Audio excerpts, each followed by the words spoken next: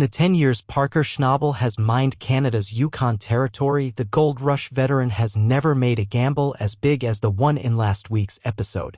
In the final moments of the reality show's season premiere, Schnabel, 29, handed over a check for $15 million to acquire Dominion Creek, a large stretch of untouched land that could potentially yield 80,000 ounces of gold worth $160 million. But the gold in Dominion Creek is buried 40 feet underground, which would require that he spend millions of dollars more to unearth it all. For Schnabel, making the decision to spend $15 million upfront was a challenging process. We were at a real fork in the road in terms of taking on way bigger risks, spending a pile of money on new ground or downsizing, he tells People during a recent interview.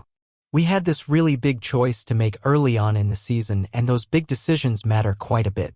Making the wrong decision would have gutted the Gold Rush star, whose business operation has grown significantly over the last decade to include a crew who depends on him for their livelihood. I probably would have rather lost money and kept the team as whole than downsized, honestly, he admits, adding that even getting out of business entirely seemed a more appealing option than getting smaller. But keeping his business afloat requires a lot of revenue, Schnabel concedes.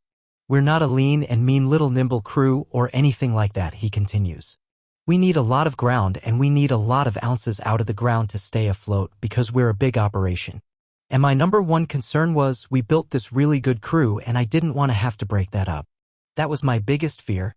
When asked whether purchasing Dominion Creek was worth the $15 million he spent, Schnabel says he is taking a wait-and-see attitude. As far as if it was worth it, we'll see, he says, adding that Dominion Creek is a long-term investment. We won't really know if it's worth it from a profit standpoint for a few years.